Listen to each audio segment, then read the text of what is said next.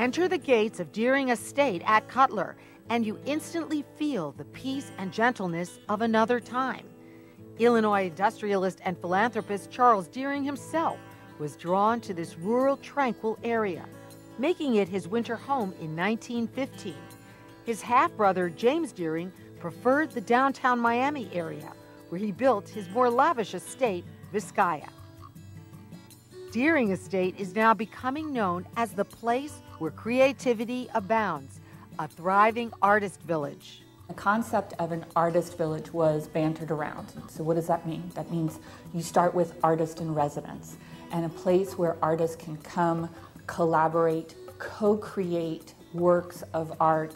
The Artist Village at Deering Estate now houses 7 artists in residence, including poetry, playwriting, painting, photography, and soon to come, a children's mystery writer.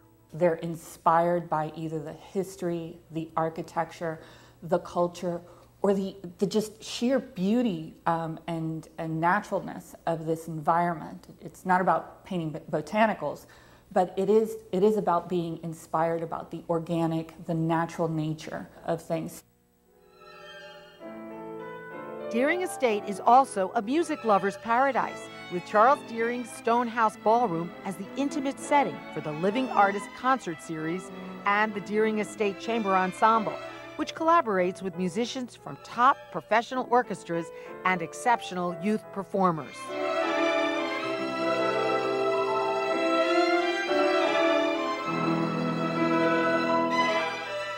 It was always our dream to play chamber music in a natural environment, to be able to nurture, to build our own audiences, to have also provide a place to nurture our youth. Visual artist in residence Laura Stein-Pardo is an artist, teacher, and PhD candidate in anthropology. She teaches students the art of mapping. I'm working to build an online interactive website that has maps and information about artists who lived and worked in Miami from the 30s to the 50s. And so I see it as really like a combination of what I do as an artist and what I'm doing as a cultural anthropologist. And so this mapping workshop kind of came out of that. I wanted a way for people to engage with maps and think about what maps mean. Brian Call has been the photographer in residence, creatively inspired by the wildlife at Deering Estate. First and foremost was actually getting out to the wilderness areas here on the estate. It's beautiful, and it's varied as well. You have pine rocklands, you've got, you've got the bay, you've got manatees coming into the boat basin, sharks. It's just an amazing place to be out there and photograph. The idea of an artist village at Deering Estate actually dates back to Charles Deering himself, who dreamed of having his own arts community. He not only supported the arts, but befriended artists as well. He wanted to create an art center in his 2 castles that he was preserving in Spain. He was an amateur artist himself, but did fantastic studio work in Anders Zorn's studio and John Singer Sargent's studio. So when we looked at the estate as a whole, we saw that that story was not being told adequately. Charles Deering forecasts the weather. The Deering Estate lies a blunt half-mile east of my scant acres, what might be their soup cook's quarters or the Sunday kitchen. No, Deering doesn't really lie. Rather, it sits in sunlight, squats, to hunker on its limestone egg nest, sweet creek, spring waters secretly running nearby. Barbara Deering Danielson is Charles Deering's great-granddaughter.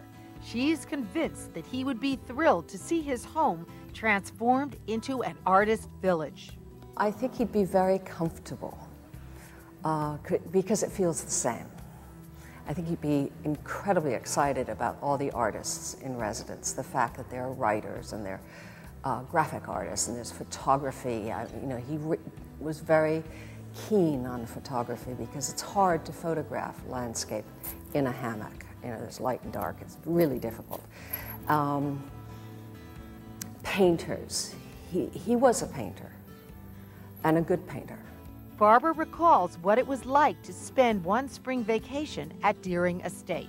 Art was all over the place, and there were comfy chairs and there were books everywhere, and you could I mean, growing, you know, when I was here as a child, I didn't feel intimidated at all, at all. I just sat down, picked up a book, looked at art, and didn't think about it because it was part of the soul of the place. And this is now being recreated, and I think it's very exciting. It's not like going to a museum and seeing, you know, the wonderful showpieces. It's about how art interacts in your life, how the environment interacts with man and people. And that's exciting, and also what touches us on an individual level.